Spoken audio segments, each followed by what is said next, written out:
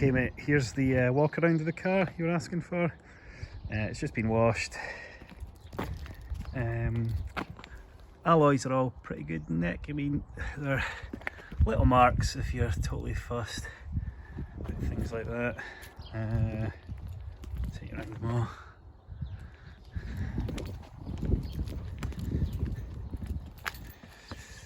Yeah, overall they're pretty good.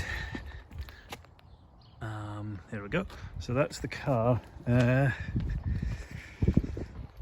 you go. So all the panels are pretty straight. There's not really any dents or anything. It's got M Sport exhaust. I just found they're a bit dirty. The guy never washed them. I took to the car wash. There we go. Rear diffuser. I'll open up for you. Oops. So this is a common fault. Some of these don't work, but this one actually works. You got your genuine BMW Space Saver in there. That's just all the paperwork that goes with it. You've got your I don't know what you call that, luggage cover. Genuine BMW Space Saver. You got your in there. There's a warning triangle. BMW one. I'll open up for you. There you go. All the seats are in really good condition.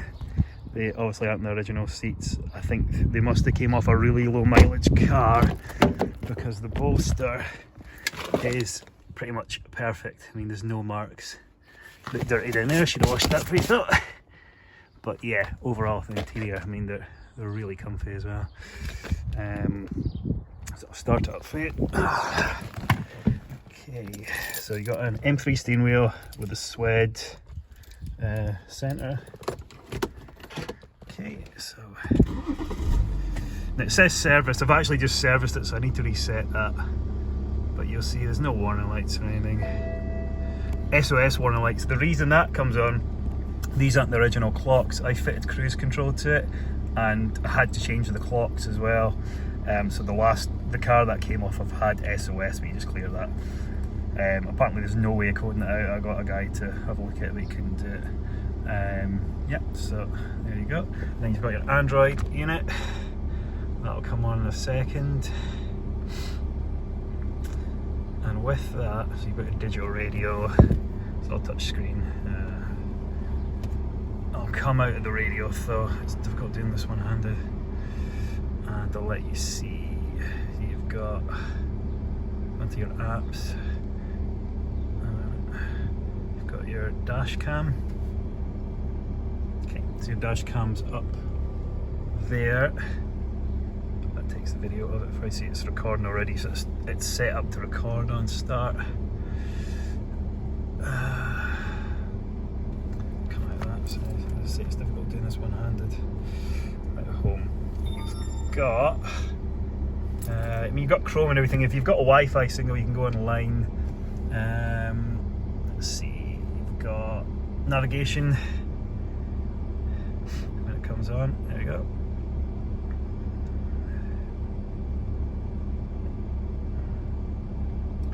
There you go, so you've got navigation, that's working.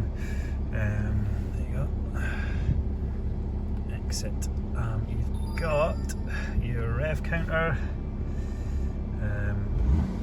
Your speedometer, obviously we're not moving, so that's not going to come on. You can change the colour of that as well. I used to have it the same colour as the car, BMW, but I think I prefer the not that one. Oh yeah, that one. More blue sort of colour. There you go. It's a aftermarket. No, it's not aftermarket. Sorry, it's M Sport shift knob. It was about £80 or something. Got aftermarket gator tricolour. Same with the handbrake.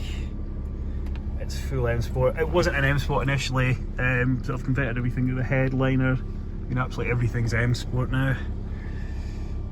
You wouldn't know the difference between this and one that's came out the factory. So yeah, so I'll just shut it off. Okay. There's like no rust on the car. It's really, really clean. I don't think these really tend to rust, the BMWs. You've got the Maxton splitter. You've got the Xenons that were factory fitted, and it's got the Scousher jets for those obviously. Black gloss grille. Yeah. There we go. And in the boot, so we've got manuals and stuff, and then this is all the paperwork corresponding to the car, all the services, and there's a second key as well. As I say, I think it was the first 130,000 miles was done by the police, and since I've had the car I've just done oil changes myself because these cars are so easy to do. Oh, there's one thing I didn't show you, was the reversing cam. Now I think at some point, find the keys again,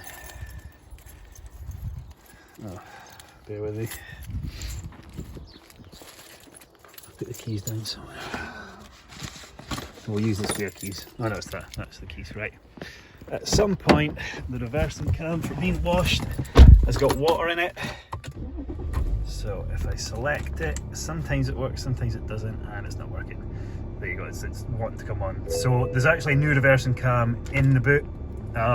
They're really cheap and they're really easy to fix. It's like a 20-minute job. I've just not had a spare 20 minutes to do it. So I'll let you see that. It's just here. There it is, it's in there. So yeah, it's a dead easy job and it's kind of plug and play.